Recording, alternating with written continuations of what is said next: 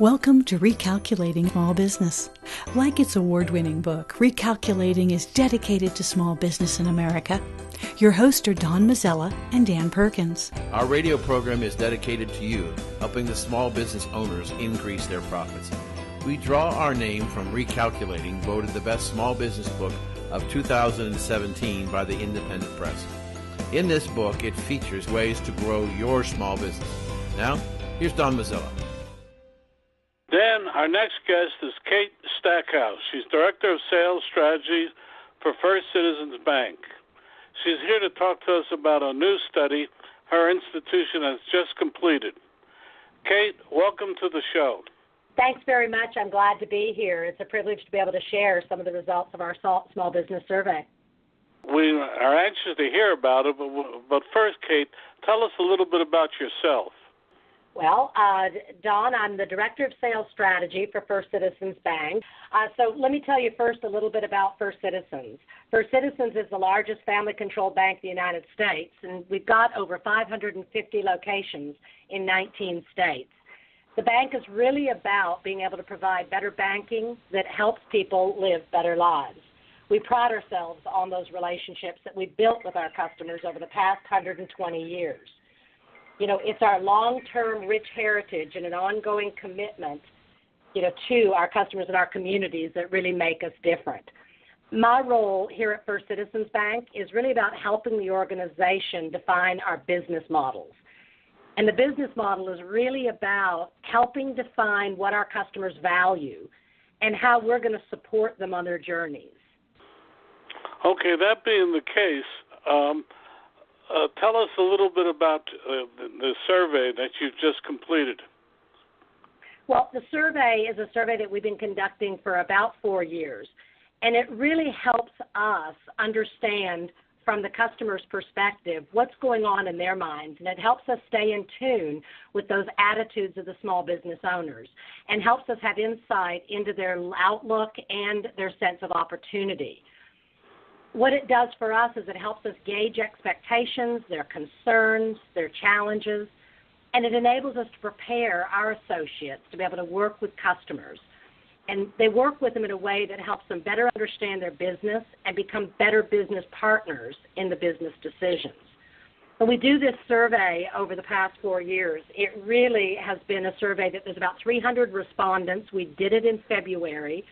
And we surveyed those 300 respondents in North Carolina, South Carolina, California, and Florida. When you look at the kinds of industries, it was really a broad range of industries, and the majority of the respondents were from businesses that had less than 50 employees and less than $5 million in revenues. So that's a little bit about who we surveyed and why we surveyed them. Now, and what are some of the results? Well, there's a couple of different things that are interesting about what it told us. First was the optimism. There's a tremendous amount of optimism in the minds of the small business customer. They really felt that 2017 was a good year.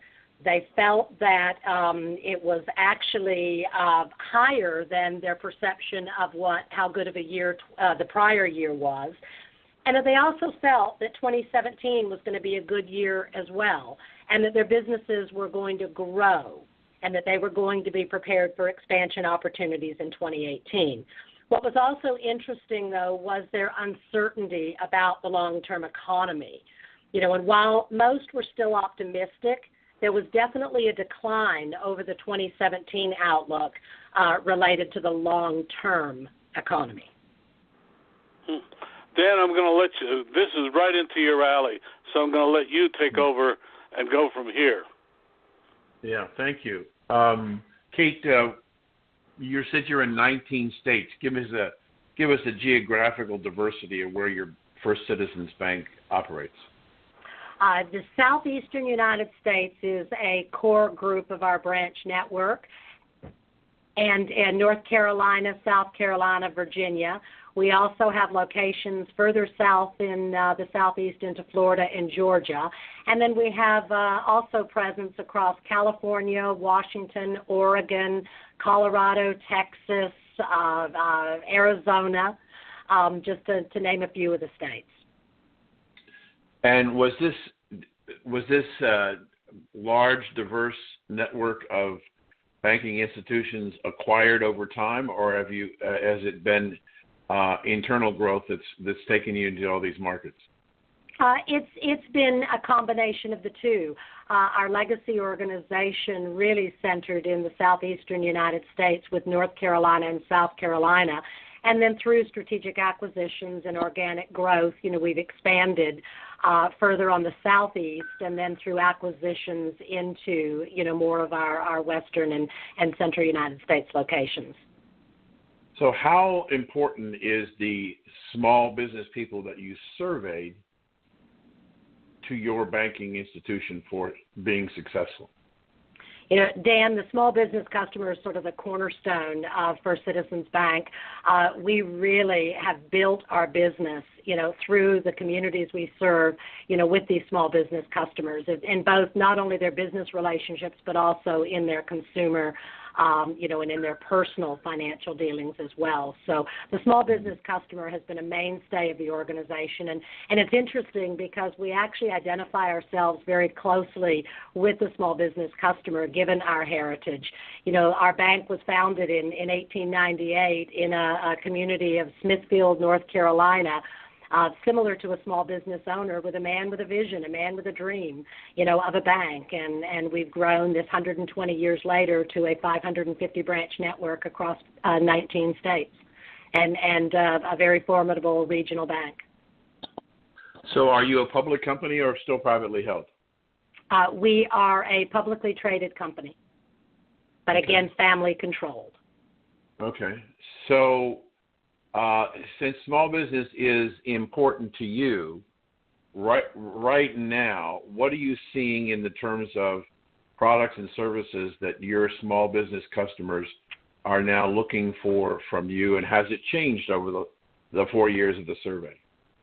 Yeah, well, and interestingly enough, Dan, our survey really doesn't get into a lot about the products and services that a client is looking for into the future, but more about their outlook and their insights as to, what's going on in the small business world. And if you look back over the years as to what's changed in the attitudes and the outlooks of the customer, and then pull that back into, in the small business customer, and then pull that back into what does that mean to where banks play a role in their lives, I'll highlight two specific areas from the 2018 survey. There were two pieces that I found interesting and have how banks play a role in the life of the business customer implication. One of those was around the tax reform and the outlook and the positive perception of the small business owner that the tax reform, in fact, was going to have a benefit to them. And there was a significantly positive response relative to the business benefiting from the tax reform, and the sense that not only would their business benefit, but other businesses would benefit as well. And when you think about what that means to financial services, what does that mean to the small business owner, it really means how will they use that benefit? What will they do with it? And really, from my perspective, in the information and the conversations I have with small businesses, is there's really three places that they can go with that. One is, do they reinvest that benefit into their company and look at the growth and investing in physical or other kinds of infrastructures? The feedback of the survey said to us that a lot of business owners were looking at being able to or needing to improve their sales processes. Technology, software, and the streamlining of those sales processes were initiatives that were in their top three for 2018. So a business can take this benefit of the tax reform and put it back into their company by enhancing these kinds of things. They can turn around and invest it in their employees, which was another concern that small business owners expressed in the survey this year. They expressed a concern that they would not be able to acquire and retain the talent that they needed, that qualified candidates and the fierce competition that they were going to have for that talent in the marketplace was going to be a challenge for them as small business owners. So again, can I take some of my tax reform and can I put it back into how I acquire, retain, and structure benefit packages, et cetera, for my associates is another opportunity. And then the third consideration that a small business owner may have is, do they share that benefit with their customers? Do they share that benefit with their customers through pricing or enhanced terms, or ways in which to create new markets for themselves and a way to introduce themselves to new customers? So each business owner is really going to have to make some different decisions depending on their industry, their business cycle, and their plans for the future. But what we know as a bank is that business owners need help in this. They need help. There's a lot of data, a lot of information in the marketplace today, the plethora of information that's available on the internet. Customers are asking and wanting and needing help in guiding and sifting through that information in order to know what's relevant to them and how to make the best decisions that they can. So I think that's the opportunity for banks and the life of a business customer is to how do I become more of a business partner in that conversation and help that business owner understand what information is relevant and how to use the relevant information in my decision making. And so how do banks help in that? Banks help in that in two ways. One is being that business partner. And then the second is there are products and services that have been brought to fruition by banks by partnering with employee benefit firms to make sure that you've got the right benefit packages structured for your customer or your employee base. To make sure that you are able to acquire and retain, the best talent that you can. So that's just an example of where some of the information out of one piece of this survey has helped bankers play a different role in the life of the small business customer, and also how our products or services have evolved. Good, thank you. A couple of quick observations.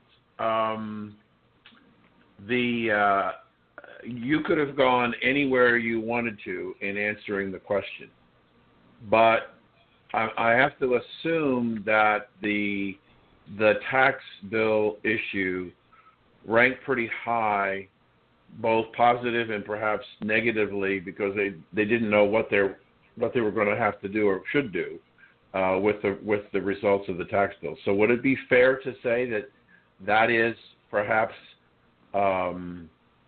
something that obviously wasn't in play in your previous 3 years worth of study? Was that an important issue in this survey? Yeah, and Dan, that's a great observation, and in fact, yes, it is. When you look back on the prior surveys, there were some common trends through the surveys relative to employees and in growing the business. But tax reform was a unique piece that came out of the respondents in this year's survey. Yeah. Let me take you back in time and paint a quick picture for you and see if what I'm going to ask you is going to make sense. We had a period of time for 8 years where we had very little economic growth, and we had very low inflation, reasonable productivity gains, not great, but reasonable. And the outlook, when the president is saying to us as a nation and to business people, perhaps our best years are behind us, and that we'll never see 3% growth again, the message to a small business may have been so powerful for so many years that it may have impacted the enthusiasm and the desire for people to want to try and grow a business or build a business. And then all of a sudden this tax bill gets passed and corporate taxes are slashed, and a lot of people were, I think, ill-prepared for what the ramification is, because you talked about attracting and retaining people. As we talk to people every week, it seems to be the number one issue. We've got unemployment at 3.9%, and we went from a psyche that said we're probably going to be really slow in growing, So we probably don't need to hire a lot of people to in a very short period of time, a total restructuring of the economy and businesses to the point that unemployment is now at a rate we haven't seen in most of our lifetimes, and now we've got a problem with a shortage of people. Were some of your customers who were responding to this survey caught by this tax bill and are trying to play catch up? Well, I mean, it's an interesting concept and question, Dan, and I don't know what was in the minds of the audience who are the respondents who responded to this survey, but I certainly do think it's plausible that some of the points that you're making absolutely are driving some of the concerns of the small business owner in the decisions that they're going to need to make and what they're faced with, given that both tax reform and its benefit was something they brought forward in the survey, as well as that fierce competition for talent and their fear of being able to have a qualified workforce. So that certainly seems to be plausible, but knowing exactly what's behind the respondents' answers, in this survey would be difficult for us to predict. Right. Thank you. I just wanted to clarify a point that you made to make sure I understood it and heard it correctly. I got the impression from what you were saying that your bankers are having to learn a new skill, and that is to deal with their banking customers to help them assist and find employment services and benefits and things like that. Did I understand that correctly? Well, I think that the offering of that as a financial services or a piece of a financial services package has been around for a number of years, to where financial institutions have partnered with third-party providers and have connected their customers to the kinds of companies that craft benefit packages, structure insurance, especially for that small business customer, the 50 and under employee segment. So I don't think that that's necessarily brand new, but it is something that banks have recognized over the course of the last number of years, that the needs of the customer are changing, and the loans, deposits are not the only ways in which we have to be able to help our customers. Our customers are looking to us for a much broader professional advice and being part of their lives and helping them maneuver through the information that's available. So I think that's really caused us to be able to have to think differently about the role of the banker in the life of the small business customer, and what we can do to make a difference outside of loan rate, deposit rate, and who can provide the best access and speed of service. Yeah. We're talking with Kate Stackhouse, Director of Sales Strategy for First Citizens Bank. Did I get that right? Correct. Thank you. Okay. No problem. I have one more question, then I'll turn it back to Don. We have had quite a number of people on this program over the last 3 to 4 months who have all raised the same question that you're raising, and that is finding qualified people. And as we just said a few moments ago, with an unemployment rate of 3.9 and looking to go lower, and in some parts of this country in the mid-twos, shortage of labor. We've been raising the question as to whether or not, given the increase of mortality, if the people who have already retired in their mid to late 60s may not be a very interesting source for a small business to gain talent and experience and find something positive and constructive to do for people who still have that talent and ability and are looking for not a full-time career, but looking to do something that they can make a meaningful contribution. Is that an untapped source for new people to deal with the shortage of qualified people? I absolutely think that it could be. I think depending upon the community that I live in and the availability of that kind of resource, I think it's absolutely a viable option.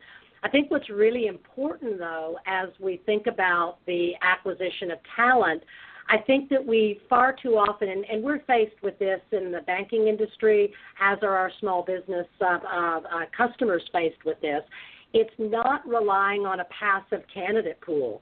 It's not sitting back and waiting for people to choose to apply for a job at First Citizens Bank or at Small Business XYZ. It's really being able to take a more proactive approach and knowing what skills you're looking for, where you can find those kinds of skills, in your community, and being far more proactive and no differently than you're building your sales pipelines, the importance of building proactive talent pipelines before you've got an opening and not waiting till you have an opening and needing to scramble to try and fill it. But it's really taking that much more proactive approach that we as businesses have taken in our sales arena and building sales pipelines, worrying about where our next customer is going to come from. I think it's equally important for small businesses and businesses like ours to know where our next talent is going to come from. Good, super. Thank you, Kate. Don, back to you. Hi, Kate. I'd like to ask you a somewhat different question. We saw another survey recently which indicated that one of the problems small business owners seem to have is not being able to link in with their bank on a personal level. As the banks have gone more and more to automation, their ability to talk to a local person who knows their business, knows them personally, has deteriorated. Would you like to comment on that and how your bank handles that problem? Yeah, I think thank you very much, Don. It's a very interesting dilemma that a lot of organizations are faced with, and something that, again, we believe very strongly in and are committed to, which is our expansive branch network. We, as I said, have 550 locations, across the 19 states, and our commitment to our communities has been significant throughout our history. I think the important part of thinking about that and how we stay connected to our customers is not necessarily the ability to meet with our customers face-to-face and not force through electronic or digital channels, but it's the type of work that our customers are going to be asking us to do when we're engaging with them in those face-to-face interactions or those voice-to-voice interactions. And I think that's what we've seen drastically change over the course of the past 10 years, is as more and more customers choose to self-serve in transactions and more straightforward problem solving or education, when they do reach out to their banker, they're really expecting something different. And that's what's made a big difference in our associates and in what we do in our branches and how we interact with our business bankers with these customers, so that they do still have that connection, that live person, that person they can rely on and that they know, but they're just relying on them for different things. And that goes right back to your talent point relative to, it's that role and that skill set that's changed of what do you need a banker to do to meet the needs of the small business customer today versus what did you need them to do, 5 years ago, 10 years ago. One was much more transaction-based and simplistic problem resolution. Today it's far more complex in helping them navigate some of their business problems and business solutions. Well, we saw another survey. We get inundated with surveys, as you can well imagine, that indicates that the average bank approval for a loan now still stands at 78 days from initial application to final resolution, and that while the number of approvals, the ratio of approval has gone up, it is still far below that of other forms such as fintech. How do you address that? And we're talking in particular in the small business industry. How do you answer that, and how does your bank handle that? Well, Don, I think firstly the small business survey, we did not see the respondents bringing up access to credit as one of their primary concerns or challenges in 2018. They did indicate that they would be looking for funding to a large extent based on their optimism of being able to grow their businesses. What they also did tell us is they told us that there's two primary sources that they are looking to in order to fund that growth that they expect to see in 2018. And banks were still a high priority for them in being able to serve that need. When you look at what the millennial population told us, is they told us as well that personal savings were going to be more of a prime opportunity for them to be able to fund their growing. So, when you look at last year's results, compared to this year's results, bank loans and personal savings were the top ways that small business owners said that they were going to secure their funding, and that there really were no concerns expressed, by the survey respondents on working with their banks. But I do want to acknowledge that the small business owner and their expectations are ever changing, and that need to be able to continue to assess, what are the expectations and how can we improve processes within the financial services industry in order to respond to clients in a faster and more positive way is on the forefront of every bank's mind. Dan, you get to ask the last question. What I want to go back to our previous discussion, and I want to come back. What are you seeing in terms of a particular service? Have you seen any significant acceleration in any product or service that you have been offering today that is up dramatically over, say, the last 3 to 4 years? If I were to, yes, we have with the digital, and the access.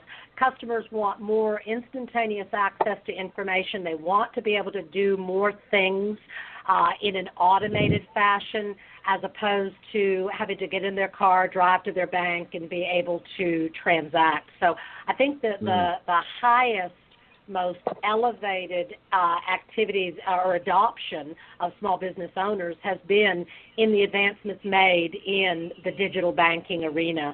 And the more things that a customer is able to do in the digital banking space, that really saves them the time. The small business owners are time-starved. We all know that.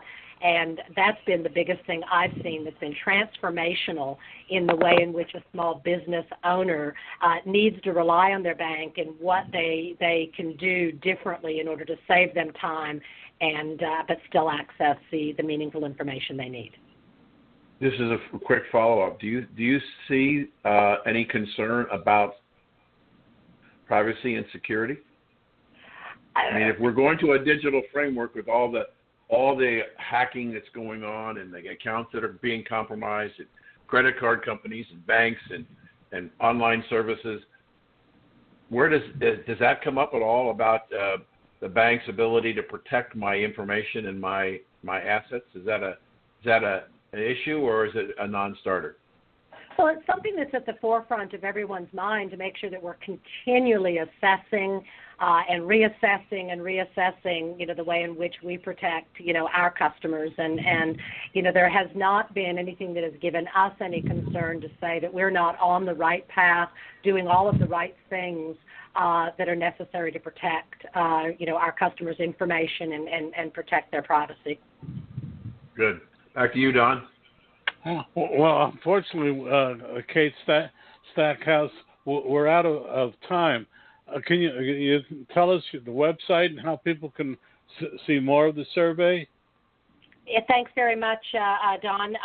Actually, at firstcitizens.com, they can hear everything about First Citizens Bank and what we have to offer small businesses. They can actually access the small business study at firstcitizens.com/small biz study. And I want to thank you very much. I so appreciate being able to be with the two of you today, and thanks for your questions. Well, thank you. You're a great guest, and you certainly answered them, and not afraid to. Thank you. We've been talking with Kate Stackhouse. A link to her website will be on recalculating.biz tonight. On recalculating.biz, you can hear this program and every other Recalculating program. Thank you so much, Kate, for being with us. Thank you both. Want to know more about health savings accounts for your company or yourself? Go to 2hsa.com and get a free employer's primer. Health savings accounts are a cost-effective way of offering health care benefits to your employees and yourself. HSAs build retirement funds for your employees, improve morale, and reduce your health care benefit cost. For a free employer guide to HSAs, go to 2hsa.com. That's 2hsa.com. Dan Perkins here from Recalculating.biz. I want to tell you about Bob Bethel. Bob's new book is Strengthen Your Business, Fail-Proof Strategies for Small Business. His suggestions are easy to understand and very helpful. Bob Bethel's book, Strengthen Your Business, can be found at Amazon.com or can be ordered at your local bookstore. Dan Perkins with your featured book. Dan, Shirin Behzadi is CEO of Home Franchise Concepts. She is one of a growing number of successful women leaders, and we invited her here today to talk about some of the traits and skills she has that makes her the success she is. Shirin, welcome to the program. Thank you very much. Thanks for having me. Well, first, will you tell us a little bit about your fascinating background for our audience? Well, I'm Shirin Behzadi, and I have been with Home Franchise Concepts since 1999. Prior to that, I was with Ernst & Young and as a CFO. I got the entrepreneurial bug just about 1998-99 and was able to join a small company at the time and really decided to tackle entrepreneurship. We've since grown our companies. We have multiple companies under the same Home Franchise Concepts umbrella, and we've been grown it to each of them becoming the largest in their own space. So it's been an exciting ride. I've been working since I was 17 years old and really supporting myself. I've had all kinds of jobs, so I understand what it's like to be a working person and what it's like to be an entrepreneur, and I believe that because of all of that, I'm in just the right place to help everybody else own their own business and own their own lives, which is what we do at Home Franchise Concepts. What are some of the companies you have under that umbrella?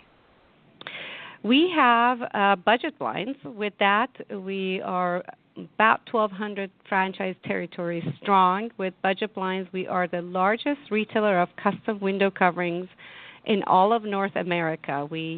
Our franchisees install about 50,000 units a week.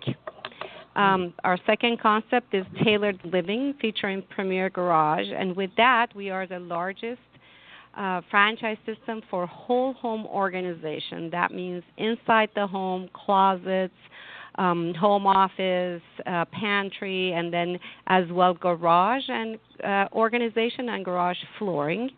And our last brand is Concrete Craft. And with that, our franchisees basically put a thin layer of concrete and turn it into beautiful landscape and make it look like stone or hardwood floor, or it's just beautiful by itself. And there are also some vertical applications. So basically a lot of home improvement related products. That sounds exciting. Well, I'm going to ask one question, then turn it over to Dan. What are the two or three top things a woman should have to build a successful small business into a large business like yours? What a good question. I think two or three things that a woman should have in a lot of ways is very comparable to a man, and that is to have a passion, have the desire to want to do something on her own, be persistent, hear other people, but don't necessarily listen to them. Your path is your path, and you get to chart it. What is more specific about women is as well know that you can do it. It's been done. It is being done by many, many women, and it's becoming even more possible for women to own small businesses, to own medium-sized businesses, or to grow them to become really large businesses.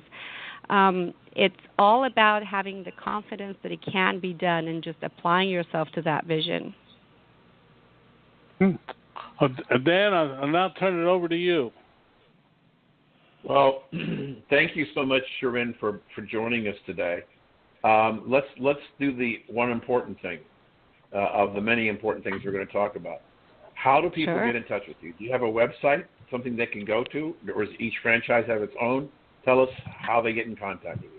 Oh, that's a very good question. First of all, homefranchiseconcepts.com is a website. You can definitely, our wonderful listeners can access us through that, but each of our brands have their own websites: Budget Blinds, Tailored Living, Concrete Craft. If somebody chooses to go through each of those sites, they can still end up with us. And of course, we're involved with all kinds of social media. We have presence on Facebook and different places where your listeners may be able to access us. So if they go to homefranchiseconcepts.com, will they have links to the three businesses that you have right now? Yes. Okay. And is that only for franchisees, or could somebody like me who is about to make a bid on another house, and I've got a 2,500 square foot blank basement, the storage is a very interesting thing. Can I only buy from a franchisee, or can I buy directly from you? We sell through our franchisees, and you are going to love our process. This is the reason why we've grown as well as we have, and that we've been in business for 20-some years. Our process is consultative. So once you decide you have a project, you contact one of our franchisees. So let's say in your case, you just talked about Tailored Living that does closets. Either you go through Home Franchise Concepts and click on Tailored Living, or you can just go to tailoredliving.com. Probably going to tailoredliving.com is better, easier, because you can also see all kinds of pictures of products. You contact one of our franchisees. Our franchisee will come to you. Our process for all of our brands is the same. We sit with you, we consult with you, we hear what you have to say as far as where your needs are. We have a really great range of products that we offer, and we customize everything to what you want. Every product we sell is a custom product. But the pricing is such that it's really appealing to majority of people. We are not the high-price leaders. We are, even though things are customized. And then our franchisees measure, they design, they install, and we stand behind our product. The beauty of what our franchisees do is that they are in your neighborhood. They live in the neighborhoods they service. They're neighborhood solution providers. They're there. They're engaged with their communities. And they have the backing of this now very large international organization. So you get the best of all worlds when you work with one of our franchisees. So I'm going to ask you a question, and I'm not doing it to put you on the spot. I'm just doing it because, as you figured, not only am I worrying about trying to figure out what I'm going to do with this 2,500 square foot of basement, I've got 2,700 square foot of house above that. And my wife wants to do some things in the closets. But how would you respond to this question? How do you compare to somebody like California Closets? What a good question, and that's a very valid question. California Closets actually occupied this space of home closets a long time ago. They started there. Our process is similar in the sense that we both come to you and we design with you and we consult with you in mind. What we do really well is that we have a design software program where we can show you what your closet's going to look like. We're going to adjust the color scheme, the background. We can move the bits and pieces around to accommodate you so you can visually see what you're going to be getting. We have high-quality manufacturers that only produce for us, and we then deliver those back to you and install it with you. And our price point, as much as you get really high-quality products with the backing of an international organization, our price point is designed for many more people. So you will find that you get high quality, high warranty, high touch design, plus a design software that shows you what our design looks like. That's also unique to us, at a price that we believe that is more reasonable for everyone. So I have some more questions that I want to go in a little bit different direction, as my partner Don would say.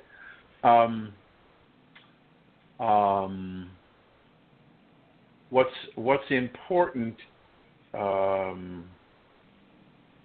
to me, and I think somewhat to Don, as somebody who's a founder, you gave up the corporate world in 1998, if I heard you correctly. You decided something got a hold of your spirit in 1998.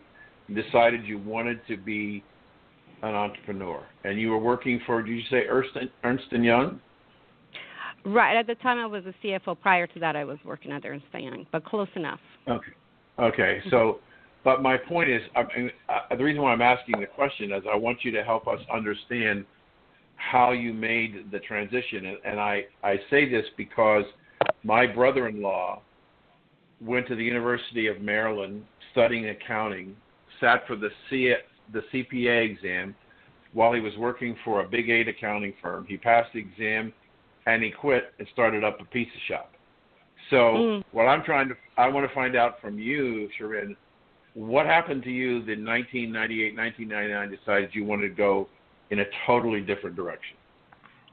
So I don't think anything happened specific in 98 or 99. I believe that was a desire that was sort of underlying all of my actions up to that point. I decided to study accounting, much like your brother, and become a CPA because I knew there is an opportunity as a CPA to potentially at some point do things on my own. So I kind of had that bug all along. I'm so grateful and appreciative for the classical training that I received at EY and the following to that, the CFO position that I had, because it really prepped me for seeing what things look like in larger organization, what structure is like. And it was then that I decided if I really wanted to give this a try, to do something on my own, now is the time, because I'm still young. I don't have, lots of debt. I knew that it was time for me to make a move. And I did. Though the crazy thing is, I think a lot of entrepreneurs would say the same, is that it's just not a straight line to where you want to go. I would have never imagined in 1998, 1999 that I would join a company. The company existed when I came here. It was just small at the time, that it would take me on this path. I was coming in to consult, to help them. I was sort of an offside CFO for a lot of companies. And it was there that as I just followed my spirit, I just followed what worked for me, where my passion was, which was really helping navigate a company to growth, to understanding where the competencies of a company are. And then it evolved into how do we help other people own their own business and own their own lives. And that became, in other words, I've said that to my kids since then, that the road to where I've ended up, at least personally, was very zigzaggy. It wasn't a straight line. It wasn't a predictable line. The only thing that was predictable and I could see is that I wanted to be an entrepreneur, and I wanted to help something grow to substantial size. That I knew.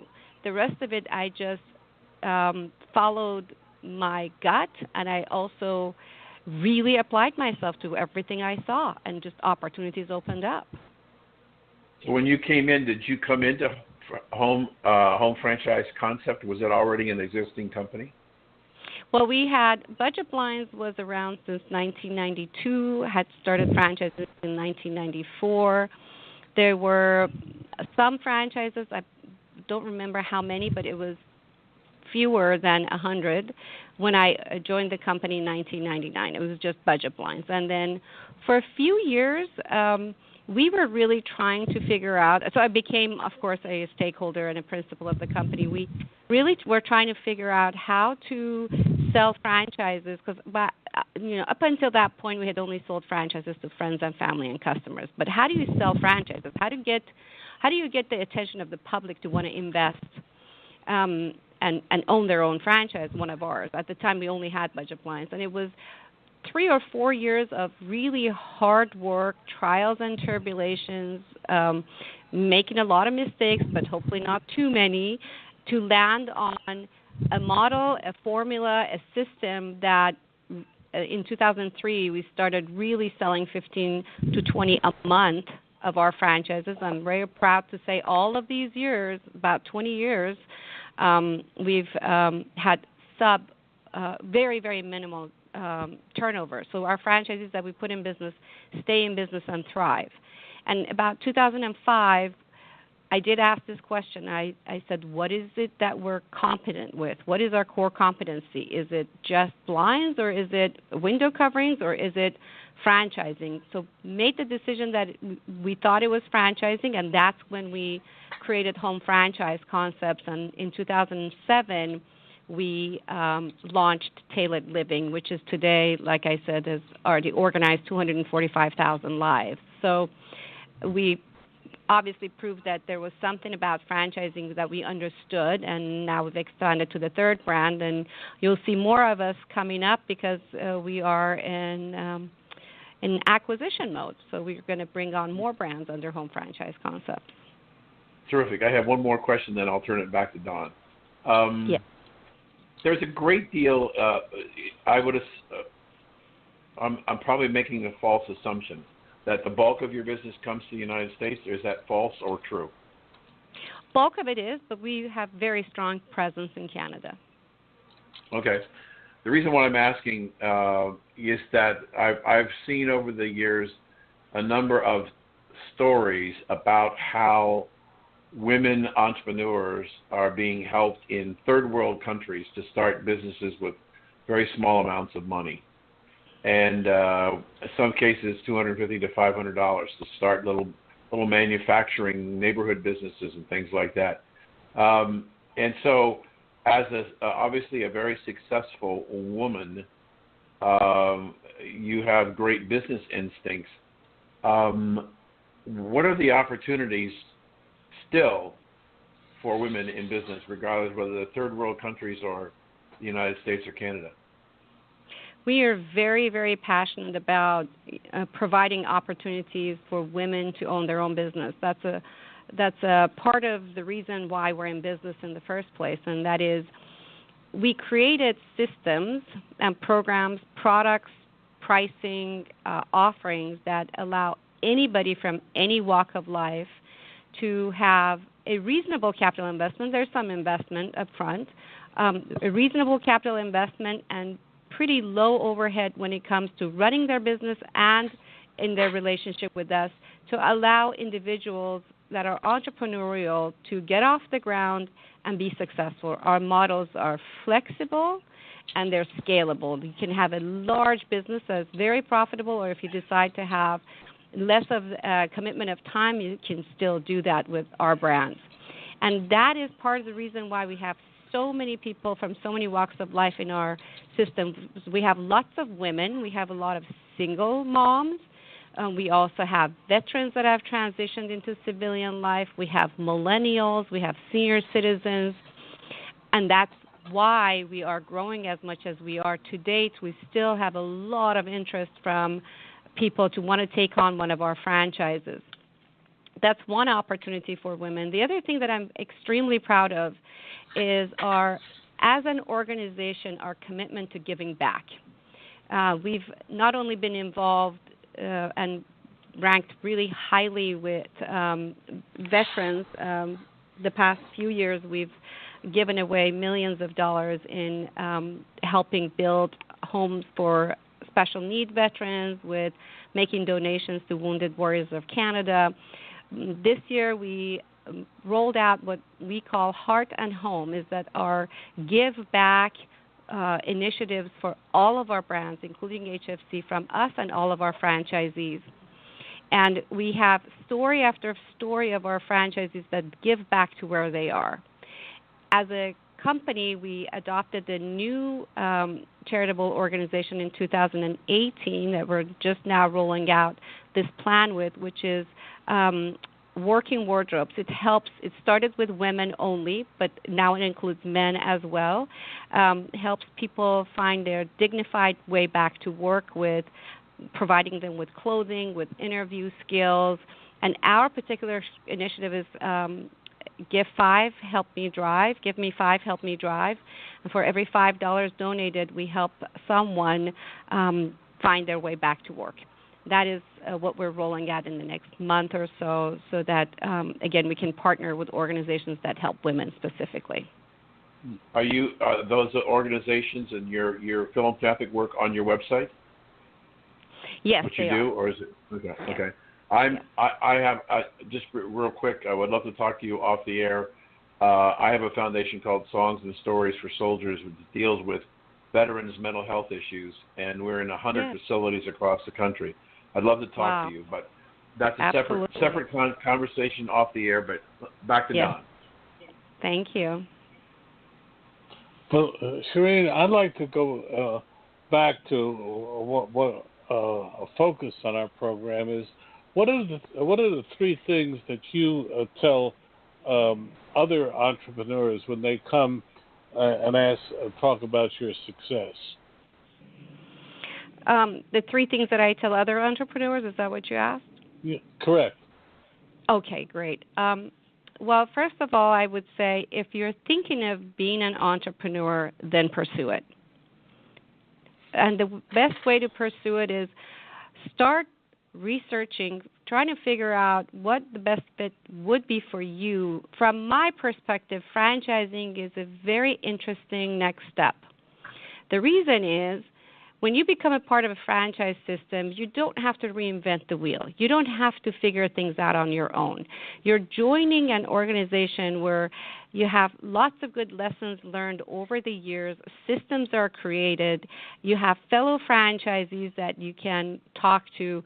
Also, if you find the right franchise system, of course, you have a home office that negotiates on behalf of franchisees, can help you navigate through your marketing, through your product support, through your technology. That is, I believe, a really interesting next step. That's what we do at Home Franchise Concept, but that's not the only reason why I'm bringing it up. Is because it's one thing to be an entrepreneur on your own, which is a lot of people do well. It is just as compelling to join a system that's been around and is proven useful and effective.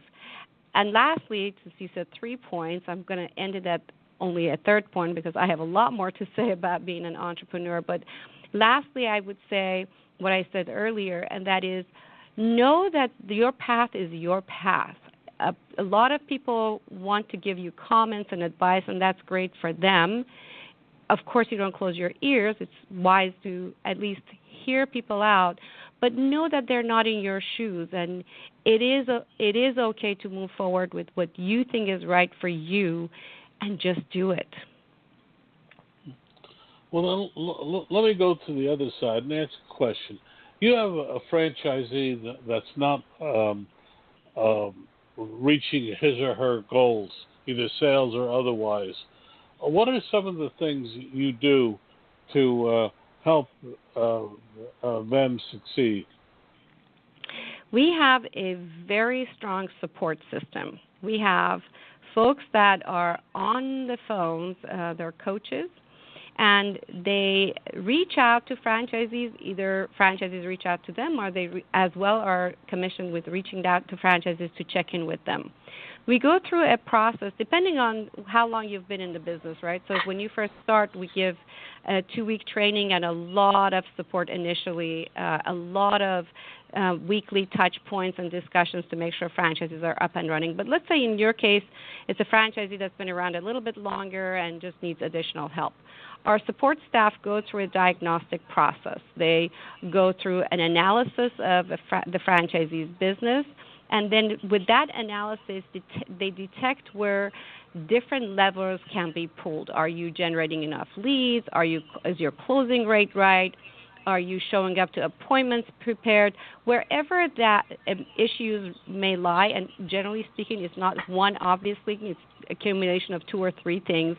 They start working with that franchisee on those places to tweak. They have them focus, and then they follow up and help them navigate to making those improvements to see them to their success. What I love about our concepts is that, like I said earlier, we're flexible. So franchisee defines what success means to them, and our support staff will tailor a program that helps them get to that success. Well, but even after all of that, you find you have a franchise that's simply not making it. What do you do then? I just don't know if it's possible to work for with a franchisee who's willing to work on their business and not have it work out. That I don't believe happens. What I mean is it's always a couple of things that they may have lost sight of, and we help them work through. And if there is assistance that comes from marketing or products, or we get all of that assistance for them. I don't believe that's possible, but let's assume that people don't do well because of extraordinary circumstances. That happens. Sometimes people have personal issues that interferes with their ability to work anything or to work on their business. I can see that happen. Then they can do a resale. We help franchisees resell their franchise. They put it on the market, find someone that would be interested in buying that territory and help them resell. And there are other programs that we can offer to that extent. Then I'm going to turn it back to you for the final two questions. Thank you.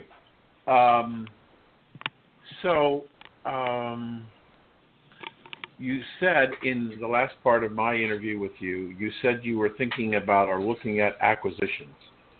Yes. Obviously, you can't say who you're looking at, but can you give us some idea what you're looking at? We are looking for, let me take a step back. Home Franchise Concepts is a perfect platform for having multiple brands that are home-related working synergistically together, because it just makes sense. When you as a consumer are doing something home improvement related and somebody comes to your home and does a good job, who do you ask for referral? That person. So it does make sense to have multiple brands that all kind of work in the home space under the same umbrella. And we've intentionally created Home Franchise Concepts where we have such strong platforms to be able to support franchisees of multiple brands. We've created things intentionally that are brand agnostic, that we can easily bring on other concepts and bolt them on to the same platform, same chassis. For now, at least for 2018, the kinds of acquisitions we're looking for are franchise systems that are in the home space, so that they can work with our existing brands. And the second question is, do you have people that have not only multiple franchises, but multiple franchises across your entire franchise line? In other words, do you have people that have all three products represented? Right. To answer to your first question, multiple territories, I know a lot of franchise systems operate with an owner owning many, many territories. That is not our model. We do have some franchises that have multiple, but not that many, and they don't have many, many territories. They're usually 2 or 3 at the most. We just started testing in 2018 allowing franchises to own multiple of our concepts. We want to take measured steps to making sure that they do it right. We do have some franchises that own 2 or 3 of our brands, and they seem to be doing exceptionally well, so it seems like we're on to something. And so my last question then is, what percentage of your franchisees are women? We have a large population of women. I don't think I can necessarily focus only on women because I can't do the statistics that way. What I can tell you is that we have a large population of women and we have a large population of couples. Couples. Okay, good. Yes. Great concept. Good luck with it. Don, Thank back you to very much. I look forward to talking to you later. All right, me too. We have been talking with Shirin Behzadi, the founder and CEO of Home Franchise Concepts. A link to her website will be on recalculating.biz tonight. You can hear this program and every other recalculating program on that website as well. We really thank you for being with us. Thank you. Thanks for the opportunity. Thank you for joining us on Recalculating. We hope the information you received on today's episode was helpful to you in starting and growing your business. Please go to our website, recalculating.biz, to contact us, to listen to past shows, and see special offers. Until next time, remember, if you grow, we grow. Join us next week for more helpful ideas to make your business a great success. Recalculating, a program designed to help you be successful.